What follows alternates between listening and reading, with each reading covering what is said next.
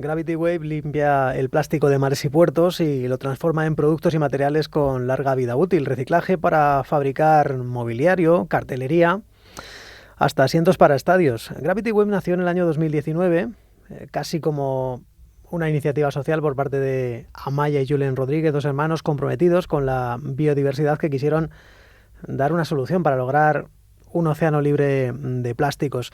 Por citar algunas cifras, en 2023 recogieron de mares y puertos 356.000 kilos de plástico, facturaron 1 millón de euros y creo que ya han limpiado 500.000 kilos de plástico.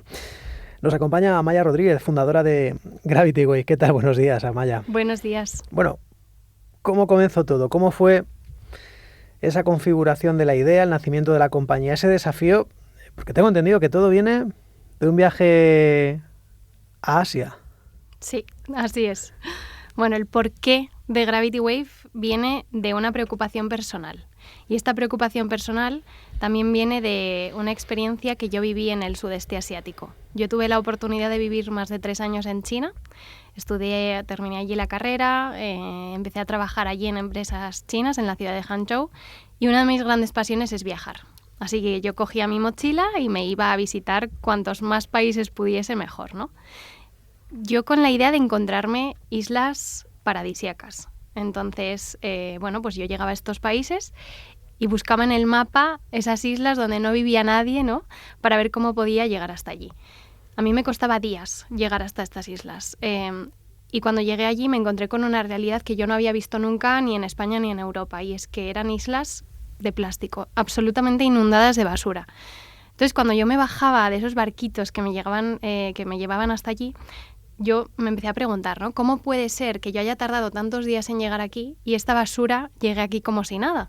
¿Qué está pasando en el mundo? ¿Por qué llega todo este plástico hasta aquí? ¿Y qué está haciendo alguien o alguna empresa para resolverlo? Y me di cuenta que no había soluciones.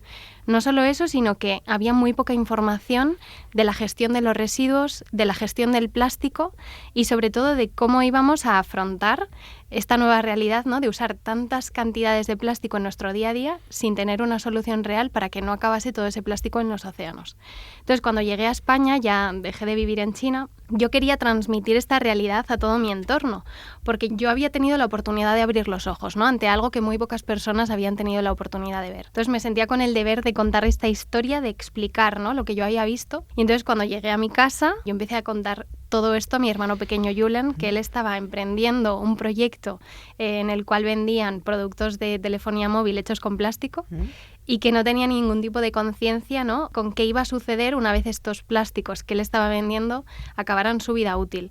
Entonces, bueno, poco a poco fui explicándole todo lo que yo había visto, empezamos a concienciarnos juntos y a finales de 2019 Julen conoció en un bar de Madrid, tomando unas cañas, a Lefteris Arapakis, que es un emprendedor griego que había montado una escuela de pesca sostenible. Y un día, en un barco, saliendo a pescar, uno de los pescadores recogió toda la red, volcó todo lo que había recogido en esas redes en el barco y no solo había peces, sino que había muchísima basura. Entonces Lefteris se agachó, cogió una lata y se fijó en la fecha de caducidad. Y llevaba más de 30 años esa lata en el mar. Y dijo, oye, ¿qué está pasando? ¿Cómo podemos hacer que esto se transforme en una solución, ¿no? Entonces, cuando Julen escuchó esto, me llamó inmediatamente y me dijo, Amaya, he conocido a este emprendedor griego, creo que aquí está el proyecto de tus sueños y ahora también de los míos, ¿no? ¿Por qué no hacemos algo juntos? ¿Todo eso en cuánto tiempo, Amaya? Porque en 1 año y medio. En 1 año y medio fue todo ese esto. viaje, vuelves, concienciación, tu hermano estaba emprendiendo, le cambias el chip. Por cierto, ¿con cuántos pescadores colaboran con Gravity Wave?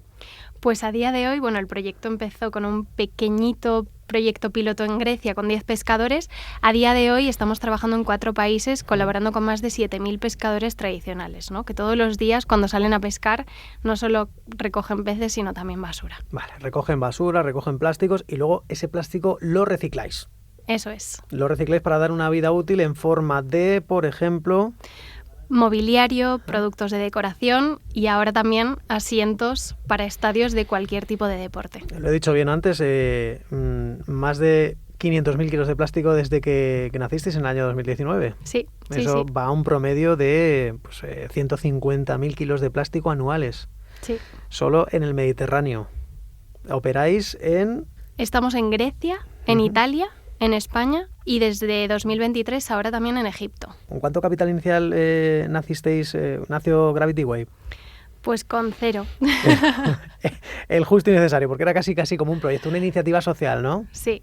Uh-huh. O sea, de hecho, nosotros cuando pusimos un poco la idea sobre la mesa, llegó el momento de empezar a estructurar, ¿no? Cómo íbamos a llevar a cabo todo esto.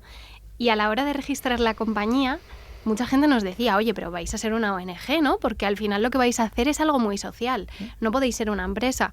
Y nosotros teníamos muy claro una cosa, y es que esto queríamos que fuese una empresa rentable para que nosotros mismos pudiésemos escalar el impacto. O sea, no depender de donaciones como tienen que hacer las ONGs, sino decir, oye, ¿cómo podemos construir un modelo de negocio que sea rentable y escalable basado en limpiar plástico del océano?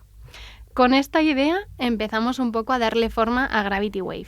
Y con el capital inicial con el que empezamos, desde luego Julen y yo no teníamos ni un solo euro en nuestra cuenta. O sea, Julen en ese momento tenía 22 años, yo 27, éramos súper jovencitos.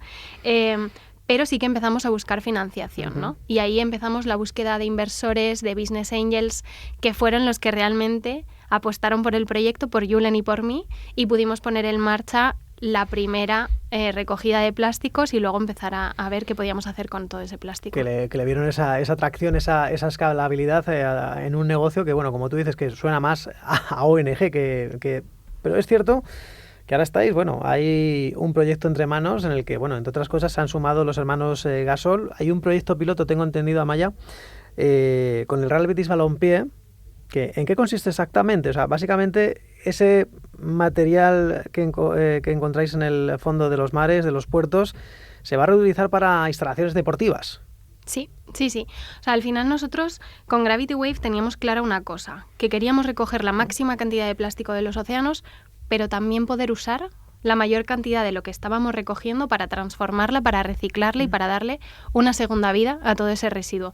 No tenía ningún sentido para nosotros solo limpiar si no podíamos hacer nada con todo ese material, ¿no? Entonces fueron unos meses muy duros al principio de, primero, entender qué plásticos estábamos recogiendo. Y ahí nos dimos cuenta que más del 40% del plástico que recogíamos de mares y puertos venía de las redes y artes de pesca. Un residuo que no solo era el más abundante, sino que cuando íbamos a visitar plantas de reciclaje, ninguna planta quería procesarnos. Entonces nos obsesionamos, Julen y yo, por decir, vale, estamos haciendo un proyecto de recoger plástico del mar. Pero luego la gente no quiere reciclároslo. Exacto. Ajá. ¿Cómo podemos ser la solución a reciclar y a darle una segunda vida a las redes de pesca? Entonces estuvimos unos meses haciendo muchas pruebas y más ¿no? Oye, ¿cómo podíamos lo primero reciclar todo esto? Para demostrar a estas plantas de reciclaje que sí se podía hacer y que luego eso iba a tener una aplicación en un producto de larga duración, porque nosotros teníamos muchos requisitos, ¿no? A la hora de aplicar todo este residuo que íbamos a transformar. No queríamos hacer plásticos monouso que volviesen a terminar en el mar. Queríamos aplicarlo a productos con alto impacto, de larga duración y 100% reciclables. Y ahí fue donde descubrimos que una de las aplicaciones perfectas eran mobiliario y materia prima. ¿Qué es la materia prima? Es todo el plástico que se utiliza en la industria para inyectar piezas de plástico. Y uno de los productos que descubrimos que tenía mucho sentido eran asientos de estadios. Estos asientos se fabrican a través de un proceso de inyección donde se usan como unas lentejitas de plástico que se funden, que llegan hasta el molde de ese asiento y que una vez se enfría ese asiento consigues tener un asiento 100% reciclado, ahora a día de hoy con redes de Gravity Wave, ¿no? Y que el Real Betis Balompié ha instalado en su estadio. Ajá, estadio de fútbol del Real Betis Balompié, que un gran estadio, uno de los de mayor capacidad de España. Por otra parte, a esta iniciativa se unen los hermanos Gasol, baloncesto. No sé si esto va por el fútbol o por el baloncesto, es extensible a todos los recintos deportivos habidos y por haber. ¿Os habéis centrado en algún deporte en concreto? La idea con los hermanos de Gasol es que sean embajadores para hacer del mundo del baloncesto un mundo mucho más sostenible. A día de hoy el baloncesto está haciendo poquito por el planeta. De hecho, el mundo del deporte en general, ¿no? Ya no el mundo del fútbol, es un altavoz tremendo para hacer grandes cambios sociales. Empezamos por el fútbol porque el Betis es uno de los clubes de fútbol más sostenibles de Europa. Tienen una fundación súper comprometida con hacer cosas sociales y medioambientales.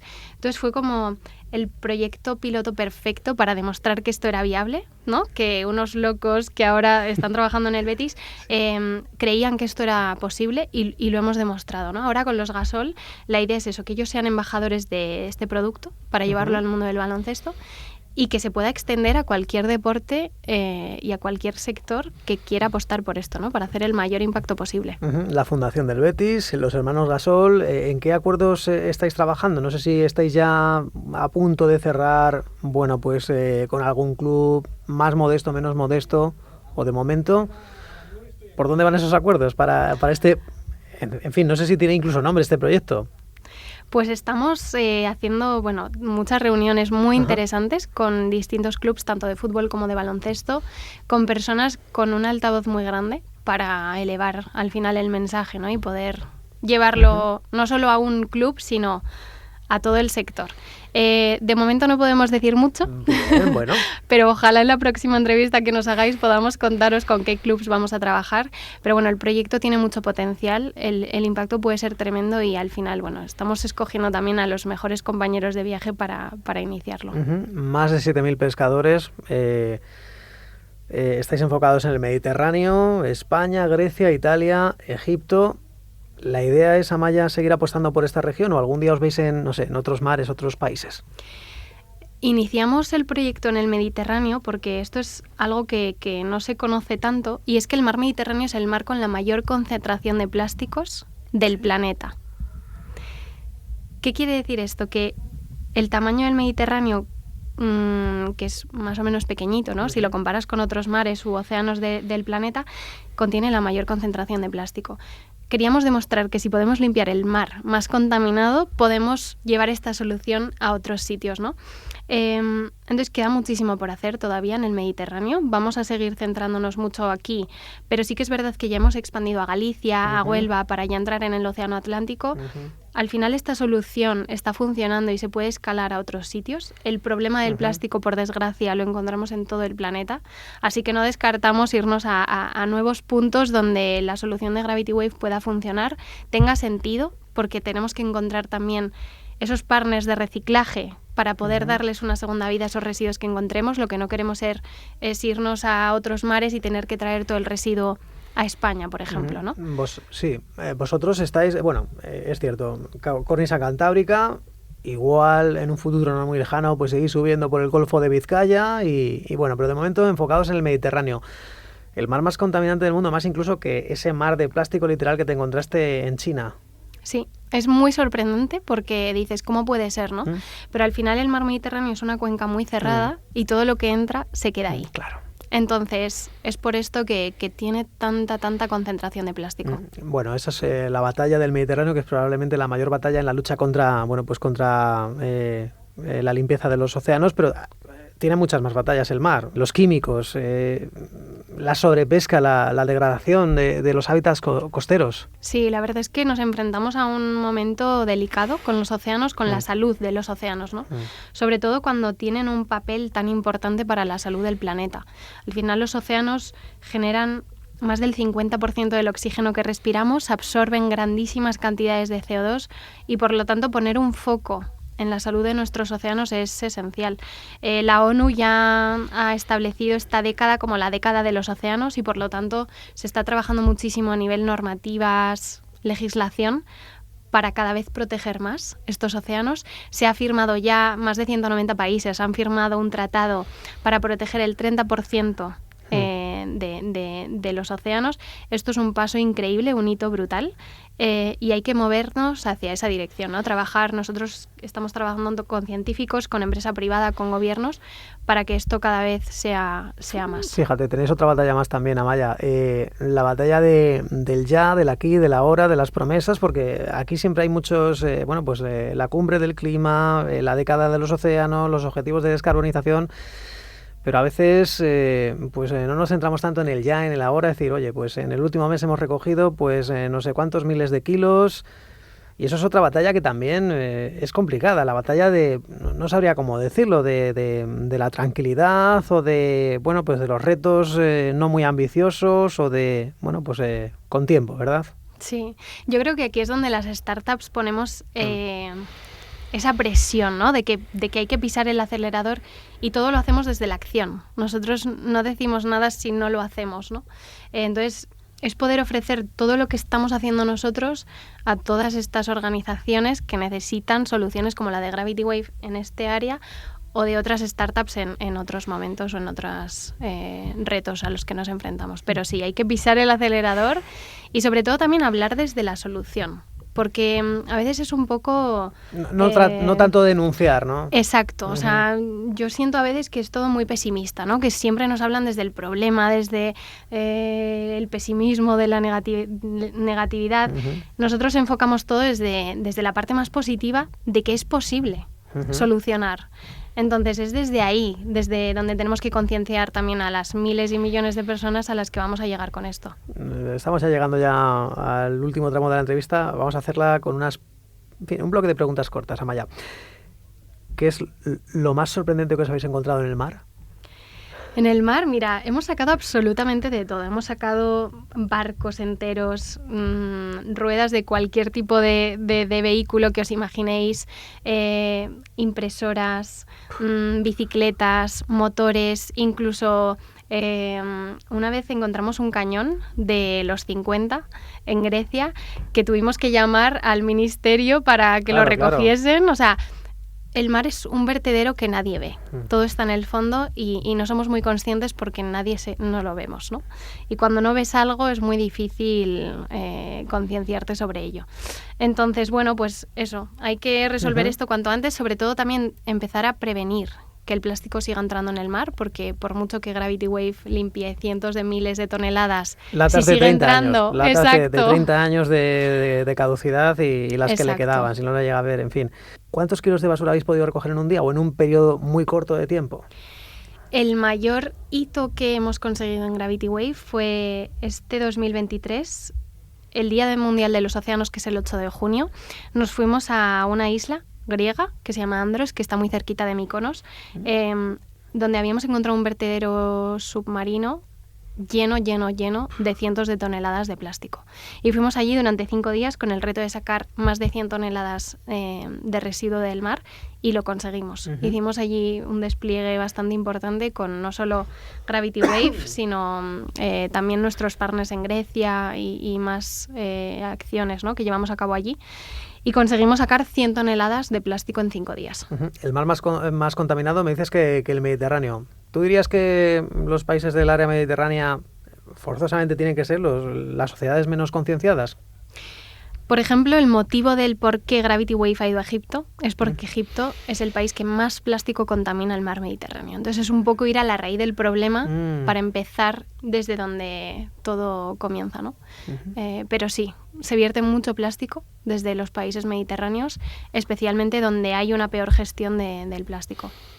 Bueno, última pregunta de la entrevista, Amaya. Siempre acabamos con la misma para todos los entrevistados. Un emprendedor, emprendedora, compañía, empresa, iniciativa que admires y que merezca la pena venir aquí a Empresas con Identidad de Capital Intereconomía. Bueno, uno de nuestros ídolos, ¿no?, por así decirlo, en el mundo del emprendimiento, además tenemos la suerte de que es el principal inversor en Gravity Wave y es Pablo Fernández. Y es el que nos está ayudando a llevar Gravity Wave al siguiente nivel, ¿no?, que es donde necesitamos estar. Bueno, pues quién sabe, si para la próxima Pablo Fernández y que nos cuenten, en fin, algunos de estos propósitos de vuestra compañía. Amaya Rodríguez, consejera delegada también, aparte de fundadora. Sí. Muchas gracias. Gracias a ti.